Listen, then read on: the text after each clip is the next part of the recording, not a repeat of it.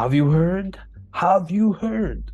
The newest and best Bahamian resource for test preparation for BJCs and BGCSEs.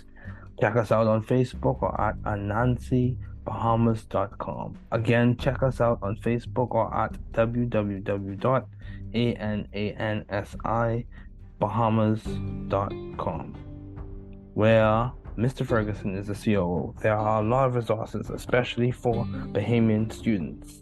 Anansi Learning Technologies. Check us out.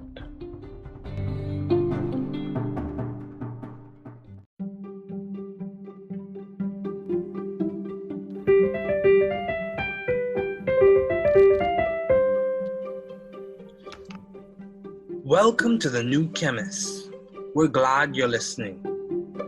Feel free to download this podcast on Spotify and Google Podcasts. Here on the new Chemist, we discuss chemistry, which simply put is the science of change, as well as careers, community, research, and COVID-19. We're happy you're tuning in. My guest this morning is Dr. Gary May. Thanks for joining me this morning. It is good to hear from you. Just briefly, I'll inform my audience about you. Dr. Gary S. May became University of California, Davis's 7th Chancellor on August 1st, 2017. He leads the most comprehensive campus in the University of California system with 4 colleges and 6 professional schools. An accomplished scholar and engineer, Dr. May came to UC Davis after a 3-decade career at the Georgia Institute of Technology in Atlanta. He was the dean of the Institute's College of Engineering, the largest and most diverse school of its kind in the nation. Prior to his appointment as dean, Dr. May was the Steve W. Chaddick Chair of Georgia Tech's School of Electrical and Computer Engineering. He also served as the executive assistant to the then Georgia Tech president, Chi Wayne Clark. As chancellor of one of the world's greatest public research universities, Gary S. May leads UC Davis as it advances its mission in several key areas. In 2015, President Barack Obama honored Dr. May with the Presidential Award for Excellence in STEM Mentoring.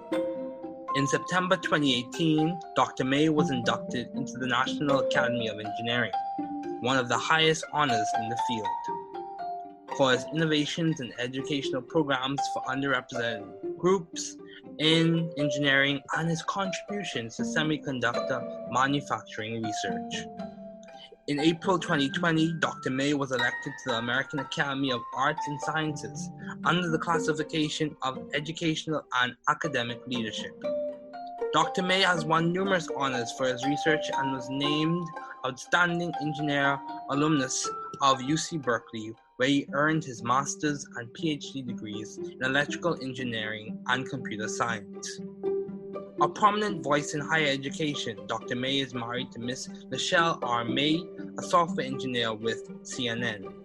They have 2 grown daughters, Simone and Jordan. Please welcome Dr. May.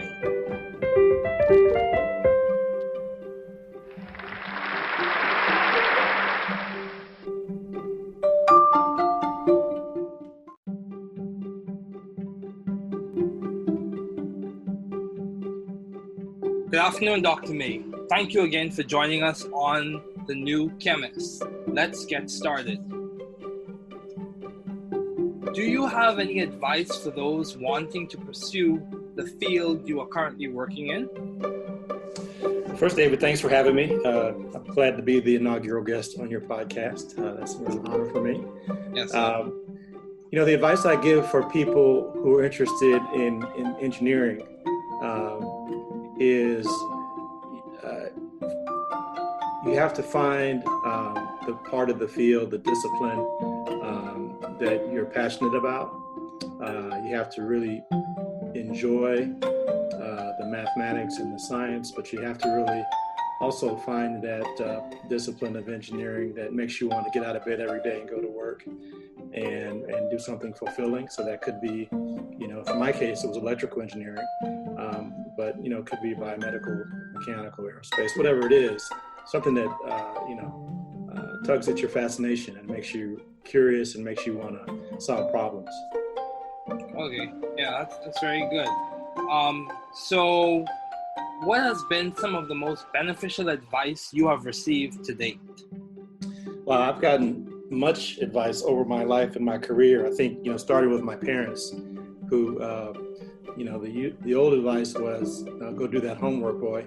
And then we kind of progressed from there to, my dad used to tell me how important it was to have your own things, to be independent, to have your own opinions, to make up your own mind, and to be consistent with your views. Over the course of my career, I've gotten good advice about what jobs were good jobs, what jobs were not as attractive, how to stay successful, what networks were important to be a part of. In my current career, I've had mentors that have guided me in how to be, statesmanlike, how to be a better public speaker. Again, what associations are important for you to continue and others that are not as important because there are many demands on your time in this role. So I had some good advice about what organizations would be useful to be a part of and what other associations it's better to delegate. So I've gotten lots of good advice on many different topics. Okay, that's very good. That's very good. Also, how have you maintained vision and teamwork in your environment? Well, I just think teamwork is so important. No one is talented enough to accomplish all that they want to accomplish on their own. That's very true. And once you're humble enough to realize that, it lets you know that you need to put a good team around you. And I've been fortunate and blessed in most of my career to have been able to work with really talented people. And the other important part of that is to let those people do their jobs and let them be self-actualized and successful on their own, and don't feel like you have to micromanage them or be involved in every single decision or every aspect of every decision. You have to hire competent people and believe in their competence, right? And because whatever they do that's positive is going to reflect on you in a positive way anyway. So let them go do that. You need to stay aware of what's going on, but you don't have to be involved in every intricacy of every decision. Yeah, I agree. So, Dr. May, it's quite plain and clear that you have been successful as a pioneer in the field. So, how have you been so successful? What has complemented the most to your success? David, I always say there's three aspects of anyone's success. Okay. One is, obviously some talent. You have to have some innate ability. The other is you have to work hard. You have to have a work ethic. You have to try to use that ability to accomplish something. And then the third aspect is the one that's the least in your control. Is you could call it luck. You could call it, serendipity. You could call it being blessed, but being in the right place at the right time is also a big part. And that's the part that a lot of really successful people don't want to admit, because no one likes to say, I got here because I'm lucky, right? But the truth is, you could get hit by a bus, right, the next day. So there is some aspect of your success that really you had no responsibility for. And you have to be humble enough to admit that. That's true. Humility is very important. So amidst all of your responsibilities and accomplishments, how do you maintain a balanced life? Well, I think it kind of goes back to my upbringing and trying to be grounded. But I'd have to say, a big part of my balance and well-roundedness is my family. My wife is a strong support system for me and my kids and my extended family, my mom and my sister and others. And family is a really important part of my life, and I try to make sure that I keep those folks that are supporting me happy and supported as well. And I always say that, in a career, you're juggling a lot of balls. And some of those balls are rubber, and if you drop it, it'll bounce back up. Some of those balls are glass, and if you drop it, it'll break. So you have to make sure that you're taking care of the important balls, if you will, that are helping to support you and help you be well-rounded. Okay, so make sure you have your priorities straight. So in terms of your ideas and policies, what have been some of your most effective and impactful ideas to date? Well, I'd have to let others judge how effective or impactful my ideas are. That's true. Some things I'm proud of I can talk about. I mean, in my research career, early on, we made some really fundamental contributions to how integrated circuits are manufactured and the use of AI in those processes, which garnered a lot of positive attention for me early in my career.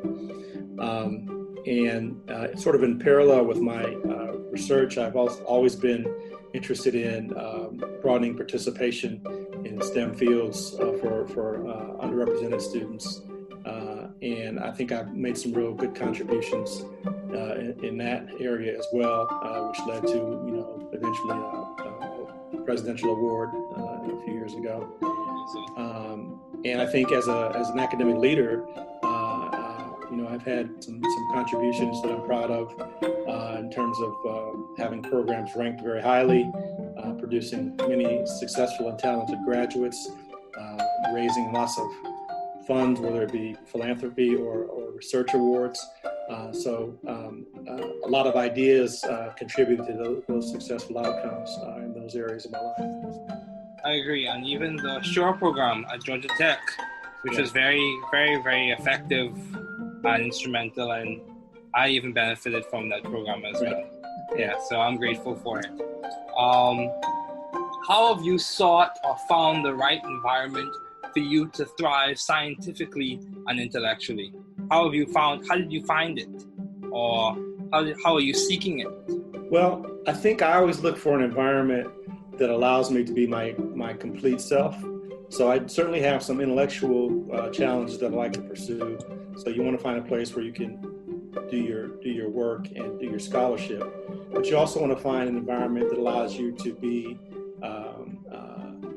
to relax and be yourself socially, to fulfill whatever kind of social justice imperatives you have. So allows you to work on things you think are the right thing to do, and allows you to be your own sort of authentic self, right? And so I thrive in environments where I don't feel like I have to pretend to be other than what I am. And sometimes you have to force the environment to accept that. As I've grown older, I've become much more comfortable in my skin, and I don't sort of look for an environment. I just sort of bend the environment to my will. But but it's harder to do that when you're younger and still kind of figuring things out. Yeah, that's good. That's very good advice. Be your authentic self. Don't put on a mask. It's much healthier to be your authentic. It's easy for one. I always tell people, the only person I'm good at being is me, so I shouldn't try to be anybody else. It's mentally much healthier and allows you to be much more effective, I think.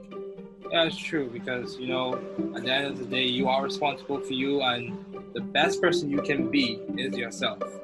Yeah. That's right. Yeah. So how have you been adaptive and creative? What specific ways can you come to mind immediately? What specific ways have you been adaptive or creative in the field of science? Well, I think what I like to do is look for analogies. And what I mean by that is if I see something in the natural world, I try to adapt that to something that I'm working on scientifically. So I mentioned the AI, the semiconductor manufacturing work that we did. I was kind of fascinated early in my career with neural networks and how the brain works and all those sorts of things. And I tried to see if there are ways that you could use some of those approaches in how manufacturing could be done more efficiently, and had some success with that. So I think the overall broader answer to the question is my creativity, I think, is stimulated by sort of observing my environment and drawing connections between what I observe in the environment and what I'm working on at the moment. So, and then also listening to people, listening to smart people, reading smart people's work, and trying to figure out if I could use what other people have already figured out. That's very good. Very good. Also, Dean May, also Chancellor May. Another question I have is, how do you maintain view of the bigger picture in your career and in your life in general? When you've encountered challenges or obstacles, or how do you maintain view of the bigger picture? Well, part of it is going back to the humility that I mentioned earlier. Just, I'm a spiritual person. I do pray and go to church and those sorts of things. And what it does is gives me some sense of things that are greater than myself. And so when I am faced with adversity, I think that, this is not something too big. I'm put here for a reason. This can't be too big for me to handle it.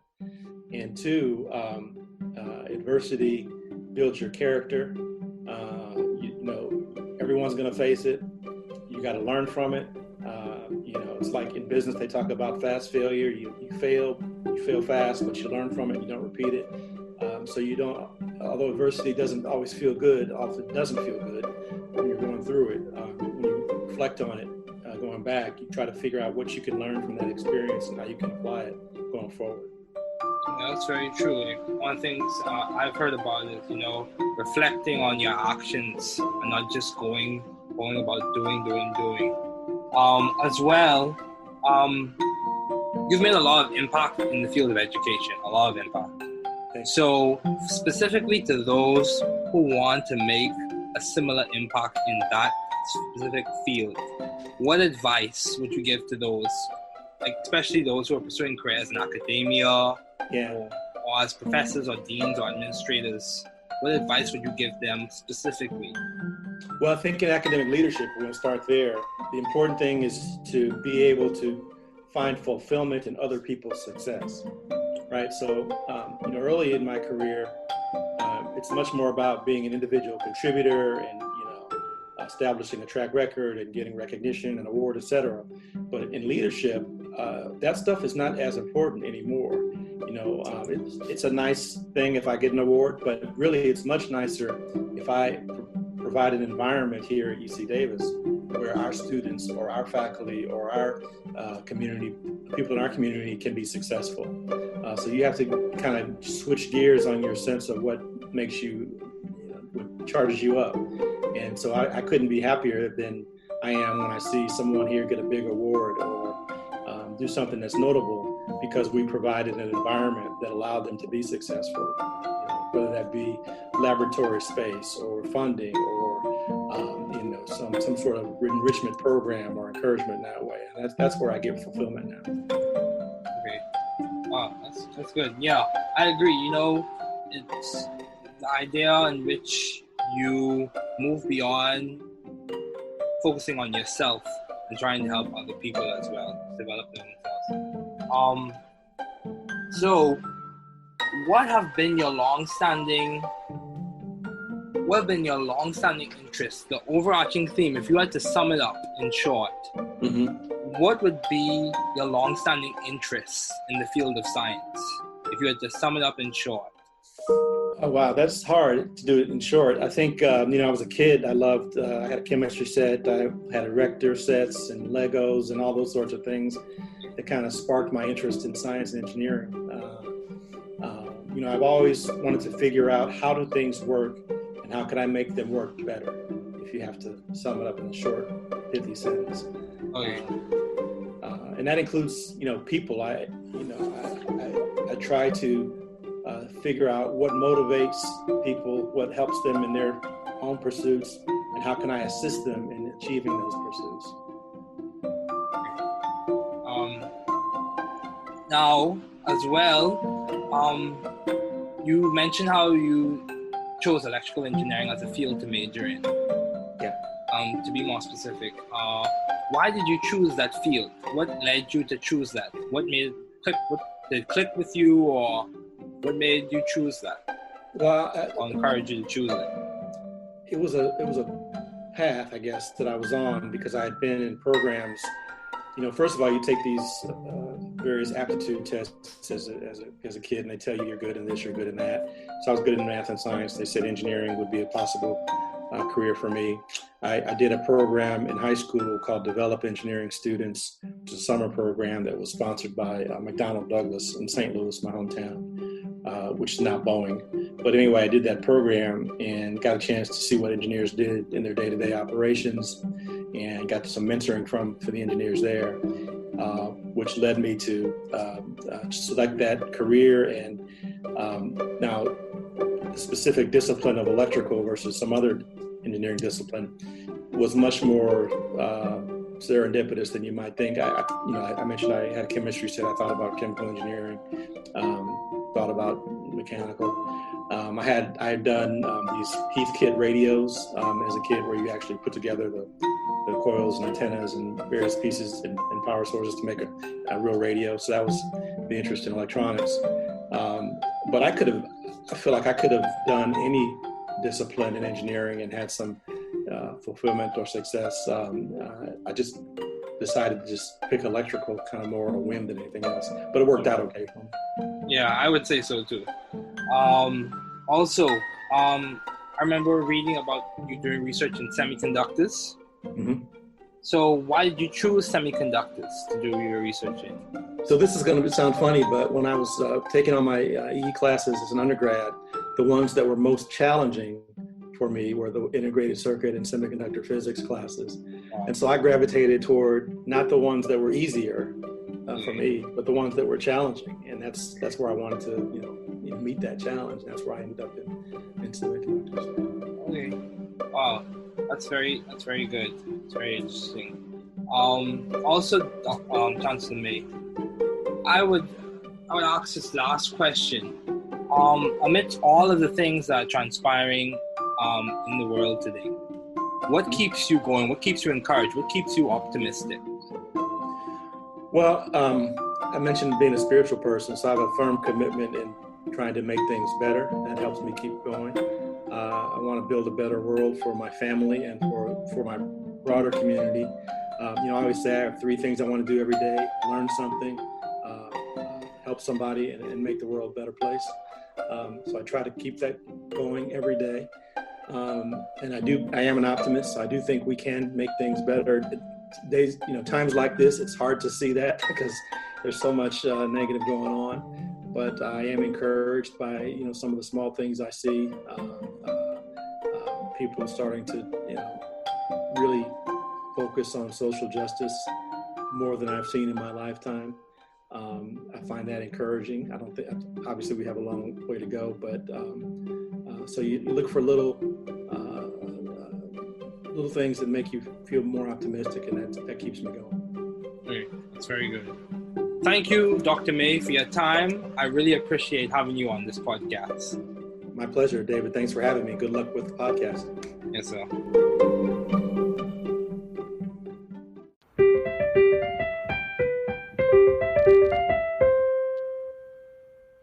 Thanks for listening.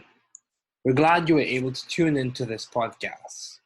Once again, this is The New Chemist, where we discuss chemistry, which simply put is the science of change, as well as the other sciences, careers, community, research, and COVID-19.